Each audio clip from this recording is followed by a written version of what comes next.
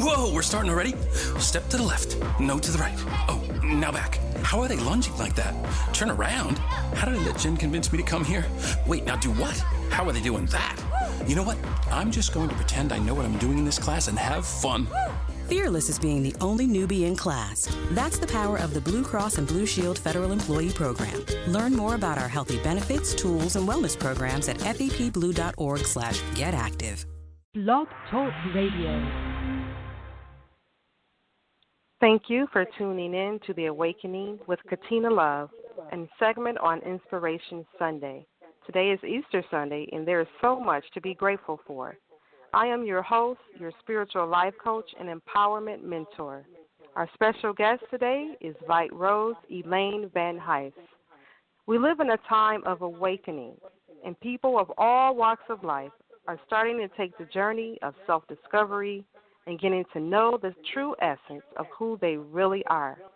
If you would like a deeper connection with the self and find out starting today how you too can become more conscious of yourself, which will lead you to everything you desire in life. As this awesome show takes place today, we hope that you will be enlightened. In Elaine's book, Bones in the Alley, she shares her journey of self-discovery and reinforces the idea that getting to know one's true self and living mindfully is our only hope of living peacefully in this dimension. She has her master's degree in history from Howard University and a master's in metaphysics. She is also a spiritual coach and mentor. She lives in Port Richey, Florida, and her husband, Harry, their 2 cats, and her dog, Charlie. Elaine, thank you so much for being a guest today. How are you? I'm well. I'm welcome. You're welcome, Katina. I am very well. I'm so happy to be here on the show and to be able to share what is so close to my heart. Awesome. I'm so grateful for that, Elaine, for you to come on the show today and share your journey. There's so many people that need to be enlightened about, who they really are and discovering more things about themselves. Yeah. So how is the weather out there in Florida? The weather is gorgeous. I'm not sure what the temperature is, but it isn't too hot. There's a beautiful breeze, just a perfect day. Yeah, sun is shining. Perfect day, yes. Awesome. I'm here to fly a kite. All right. Awesome. Yes, spring is, I live in Michigan and Swartz Creek, and spring is definitely in the air. I went out for a walk today. The temperature is just right. It's about 60 degrees. I went for a nice walk. The sun is shining. It just felt good to be out in nature. Oh, yes. Awesome. So, Elaine, what started you on your journey to self-discovery? Well, if anyone reads my book, they will understand my journey. My childhood was, like many childhoods, problematic. And as I grow and develop as a human being, I also am kind of a rebel. I don't follow easily. I ask questions, and I look for the deeper answer. So even though I was born in a very religious environment and got married very early and became a member of a very prominent religion, I find myself, as I mature, asking the deeper questions, saying that if Christianity, and that is where I was, if it is truly something that was supposed to bring real radical change in the lives of people, I didn't see it in my own life, and I didn't feel it in my life, and I didn't see it in the organ. I didn't see it in the community. And therefore, I began asking all the deeper questions. And out of asking those questions, it's so amazing. When you begin to seek, you find. The questions come, and they come to you from places that you will never imagine. People give you books to read. It's unbelievable the places that, and I'll give you one of the most amazing places that I got kind of an answer from, or that confirm that I was on the right path. I was living in Baltimore. I was teaching school in Baltimore, and I had a cousin going to school there, college, and she needed some help with something she was doing, and they had given her a paper to read. Well, there were two papers, one from Immanuel Kant and another philosopher named Pico Marandello. And both of these papers both these guys, Immanuel Kant was on enlightenment, and they were both talking about what is man. And when she brought those two papers to me and I read them, I couldn't believe it. They confirmed for me that we are born with infinite. And the thing that was amazing about those two papers was that Immanuel Kant came from a humanist perspective, and Pico Marandello came from a very Christian background. But they both had said the same thing. We are born with infinite possibilities. We can rise to the highest heights and seek to the lowest level. And that is because we are born God beings. We are not born weak beings. We are born God beings. But we haven't been taught that. Right. And when we can come to understand that we are connected to the only power that there is, and that's who we truly are, and we learn to live from that place, we live so differently. We live so differently. Absolutely. Yes. And that was like at the beginning, of my journey. I was asking questions, and then I was really seeking and searching and listening to everybody. But that was an answer that came from the most unlikely source. I never expected to get that from there. And and then I keep searching, and then I got introduced to Eckhart Tolle, and and on and on and on and on, and I just all the different people and everybody that I would meet that were seeking or was where I was, they were looking at the same people and listening to the same people, and it was like, wow, there's so many of us are looking for answers. Yes, absolutely, and it is a journey. And it is a journey. But you come to a place where you rest. At first when I started, I was seeking. Now I rest. I rest in my understanding. I don't believe that I know everything, but one thing I do know, I know who I am. I know I am one with whatever that power is out there. I know that I'm not a groveling human being, but I'm indeed a powerful soul. There's something more to me than the frame. This frame that will never be perfect in this world. But there's something within this frame that is always perfect. Always perfect. I love that, Elaine. Yes. But this frame and the imperfection of this frame doesn't bother me. It doesn't bother me because I am manifested here, and I have the time constraint and all the other constraints. So the imperfection of this frame is just another way for me to reach to the deeper self. Yes. That is absolutely beautiful and very profound. It's so important, Elaine, to know who you are and to be connected with Source, with Source energy, with Creator. And and that's what my book is all about. My book is written, it tells my story, it tells of my childhood in Barbados as very difficult, problematic childhood and problematic teen years and getting married early and my commitment to that, and then my disillusion with that, and my disillusion with the church, and my search, and then my coming to know myself and the peace that I find in understanding that passeth all understanding. All the years growing up in the church, you hear people talk about the peace that passeth all understanding, but I truly can say that I truly understand what that is. And I'm not perfect, but I know what that peace that passeth all understanding is, because it's not about perfection. We come to a place in our lives, and I can even say this myself, where you come from being a believer to a knower. Oh, that is profound too, Katina. I believe that. It's not believing anything anymore. It is knowing You're knowing it.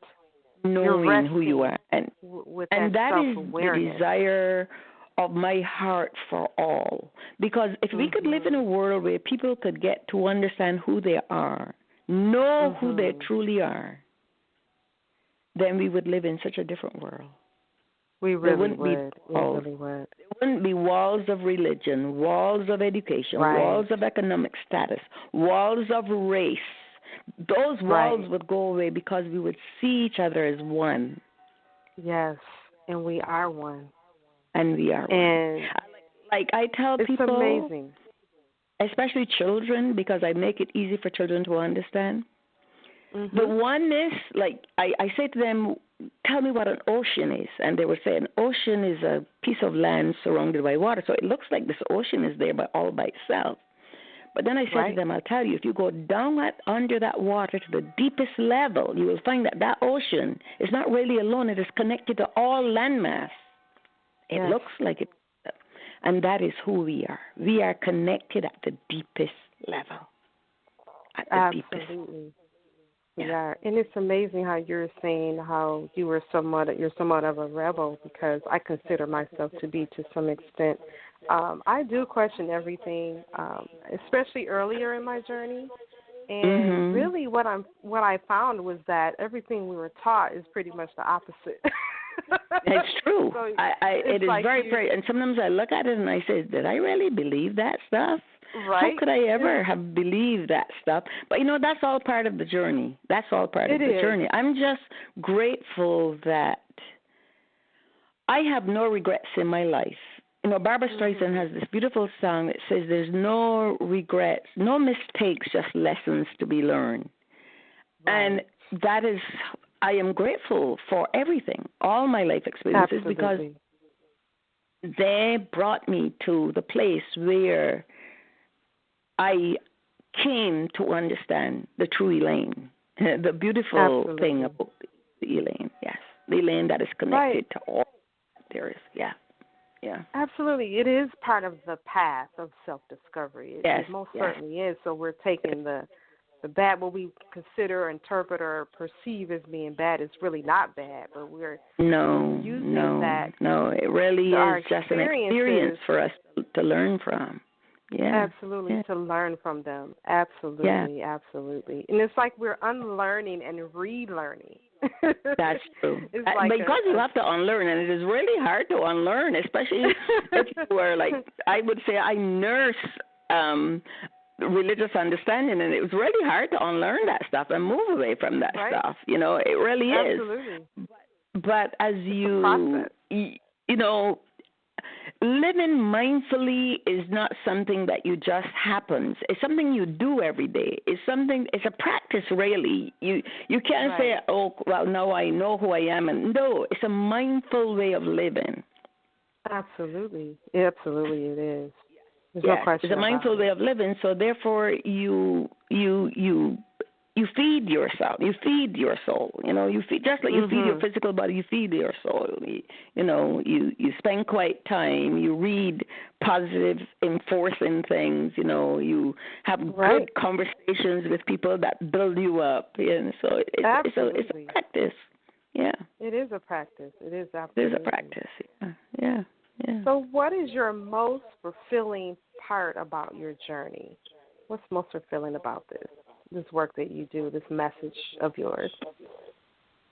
The most fulfilling part about this is, like, I have every other Tuesday night I have a meetup at my house, and we study different books or stuff, and we or watch a film or something, and we discuss. We have deep discussions, and that is to me most fulfilling.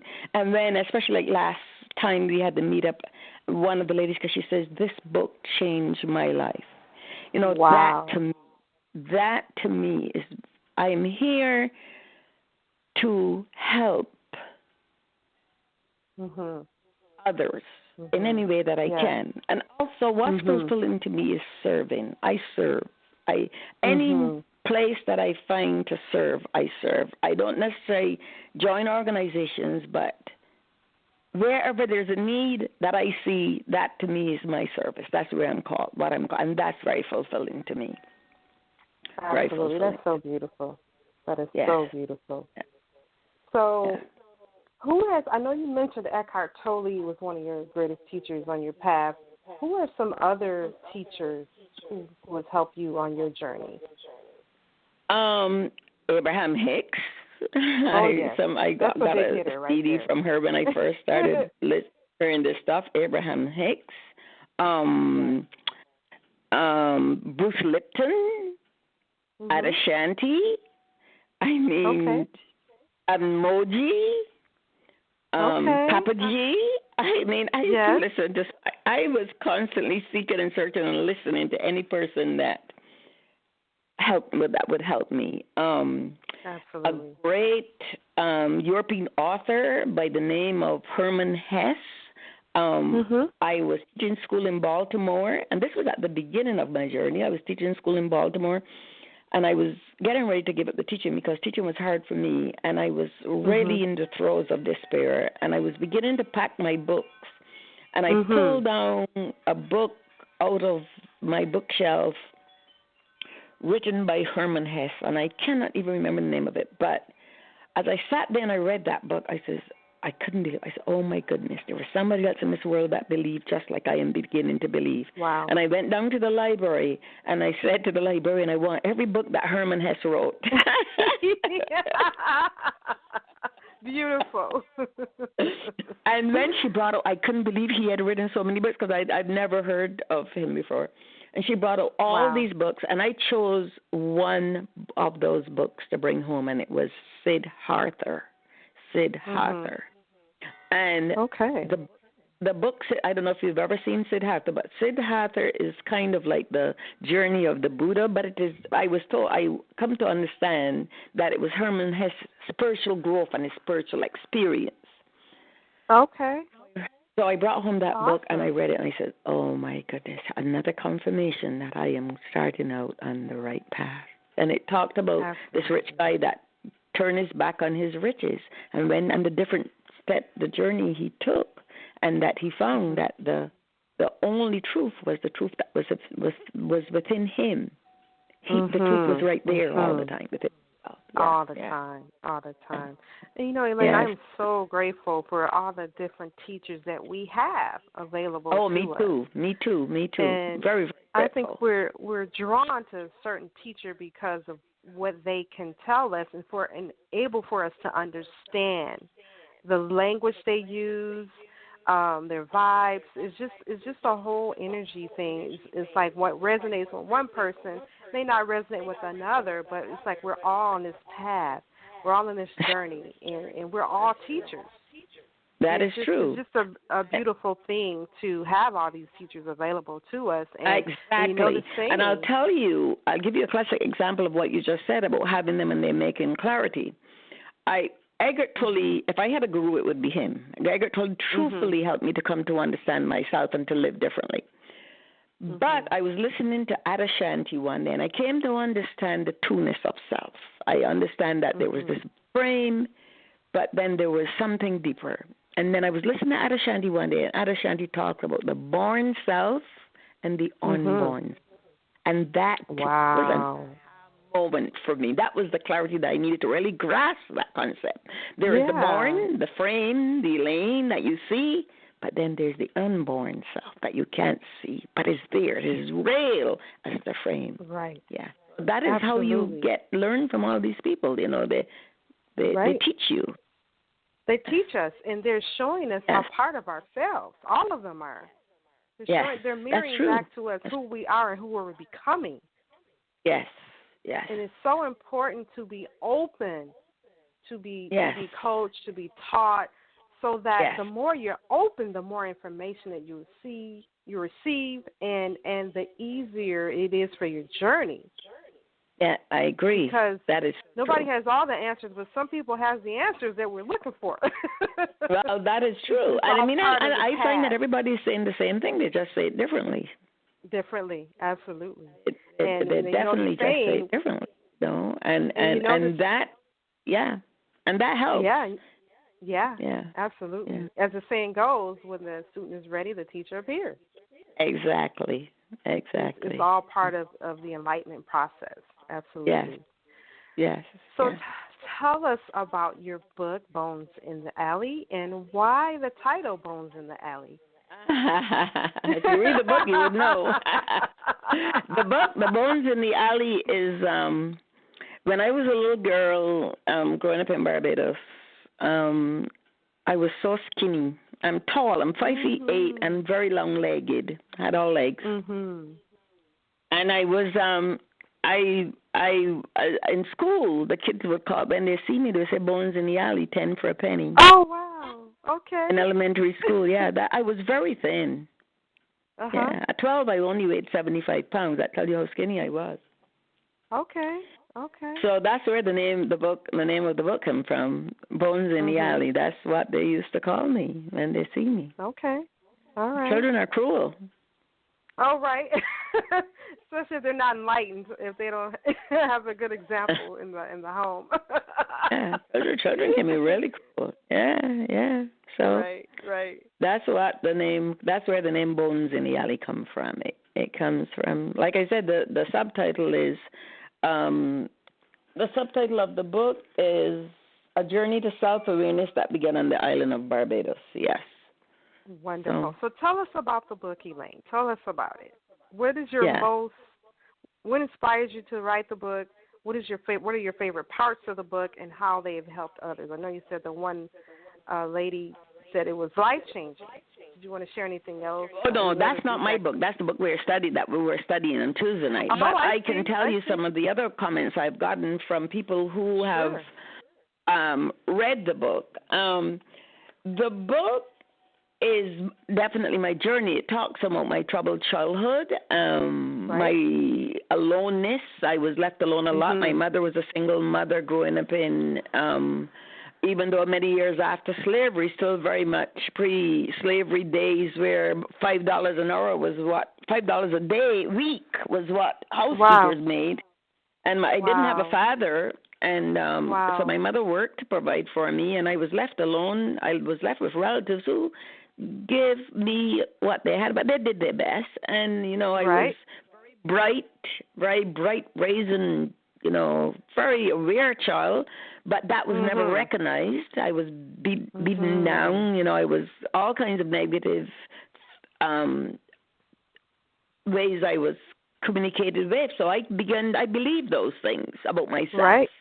Even after I got married and had children, I couldn't look in the mirror and look at myself because I thought I was all bad.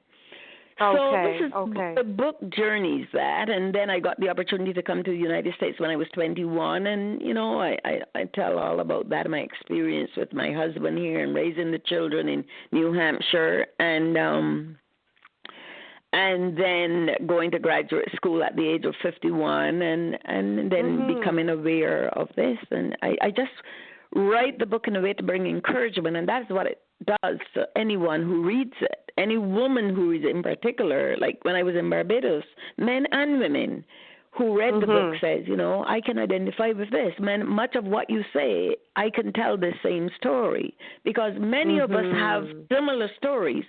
And some of my stories are painful, and most people don't want to talk about these stories. They're afraid to talk about them. They're too painful. But what I found is that when you can become transparent, meaning you can tell your story, painful as it might be, only when you grow. That is like facing yourself and being transparent, then you grow. Transparency to evolution. Absolutely. You keep hiding your experiences, hiding yourself, you will never evolve. You have to burst that open. Yes. I do. I get that. Have to be transparent. And like you're saying, our journey, our stories help other people with their life journey. Yes, and this is how I believe people change. This is how people become enlightened because they identify that someone has been where they are. Exactly. It's so important. And that was my thing to share my story. I just felt that if one person who reads my book and can find something there that would help them to know that their story wasn't so bad or their story wasn't the only one like that, and also that they too are something really wonderful and powerful and great, because I Absolutely. make that very important part of my book, to see the majesty in ourselves. Mhm. Absolutely. Ask the deeper questions. Who am I? Why am I Mhm. here? And when Mhm. you can really find the answer to that, you can truly answer that, that's when you know that you have really, grown into your true understanding. When you can truly answer that. And don't answer it with, I'm a teacher, I'm a nurse, I'm a doctor. Those are not, those are your roles, but that's not who you are. That's not who you are. Absolutely. That's the part you're playing. Mhm. But who you truly are enables you to play that part wonderfully, but it isn't who you are. It isn't who you are. Yes. Absolutely. Very beautiful. Very beautiful. Yes. So how can your book be purchased? My book is on Amazon. It's on Kindle. It's $12 on Amazon for the paperback, but the Kindle is cheaper. I think it's $8 something, the Kindle version. Yeah. Okay. But I recommend it to women, especially young women and men too. I have many men that have read it. That the wives buy it and the men read it, and then they just tell me. One guy in Barbados says, you have to get into this book has to be on the New York Times bestseller list. Right, absolutely. Yeah, absolutely. he said that. He says this book is very good. He says lots of people need to read this book, because another one of my friends says, she says it's sad but it's encouraging. It brings you hope. Yes. Another lady said absolutely. to me, this book has already done what you have written it to do. Wow, that is so beautiful. That is so. And if it only do that for one person, then Elaine is happy. But I would like it to do that for many more women. I just would like them to read this book and see. And another thing is, regardless of where you start in life, you don't have to end. I was 51 years old at Howard University. I graduated from Howard at 53, the master's degree. Very beautiful. Your journey, because it may start off rocky, doesn't have to end there. You can go on and I'm not done yet. I don't know what else I'm supposed to be doing, but I'm happy, contented doing what I'm doing now. But I believe that there's more for me to do. Yeah. Absolutely. You're a blessing to our planet, Elaine. You really are. Thank you. We all are. You are too. You are too. We all are. But we don't, the thing about it is, I say to people, you're praying and you're praying for something. Stop praying for this thing. The soup is made. Reach in the label and dip it out and drink. Absolutely. Yes. The soup is made. The pot is done.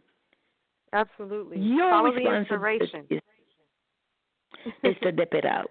Dip it out. Follow absolutely. And that is the awareness of who we are in relation to what is. Whatever that is, whatever you choose to call that. God, Buddha, whatever. Divine oneness, whatever you choose to call it. It's the same. Absolutely. And the same power is available to each and every one of us, regardless of what name. Because that power that is don't care what you call it. Right. Absolutely. Absolutely. So your book, Bones in the Alley, can be purchased on Amazon.com. Viterose Elaine Van Huis. Amazon.com. Yes. Amazon.com. Bones in the Alley. Yes. Elaine, what services do you offer? Do you offer any coaching services, any mentoring services? Yes, I do. I do that, not on a big scale. I spend most of my time really ministering to. I have a family that I'm a big sister to a little girl, and I minister to that family, not only to her, but to her. My mother has 7 of them, and I do all I can for them. So that's what I do there. I spend a lot of time doing that. But people come to me, people call me and talk to me, people who are having issues, and I do, guide people. Most importantly, what I do is help people to look within for the answers, not to nothing outside, because the answers are always right here. Get to know who you are, and you will find the answers for yourself. Yes. That's the answers are. Yeah, within you. Yes. They are there, right within you. Absolutely. Thank you so much, Elaine, for being a guest today on the Awakening with Katina Love. Thank you so much. Thank you for having me. I pray that someone with the heard of my voice will not only pick up my book, but they will also get in touch with who they are, because it's a powerful experience.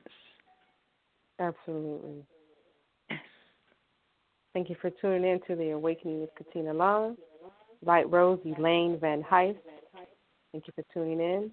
Have a wonderful day. Namaste. You too. Namaste.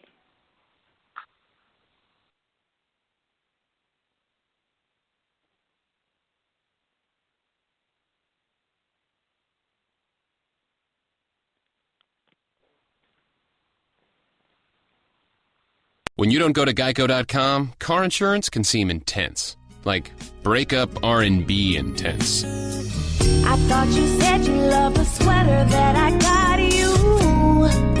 If you didn't, you could have told me. Geico makes it easy. Just go to Geico.com anytime to update or check your policy without all the extra drama. I even had a gift receipt. The grilled bagel breakfast sandwich is back as part of Tim's 2 for $4 breakfast deal. Get yours at Tim Hortons Cafe and Bake Shop. Welcome to the High Top Resort. Hey, I'm not done. You need to know this offer is good with any of our delicious classic bagel varieties like everything, 12 grain, or even pretzel. Plus, you can have your choice of sausage or bacon. Okay, now we're done. Tim's 2 for $4 breakfast sandwich deal at Tim Hortons. At participating U.S. restaurants. Offer available on breakfast sandwiches for a limited time. Plus applicable taxes. Single sandwich at regular price.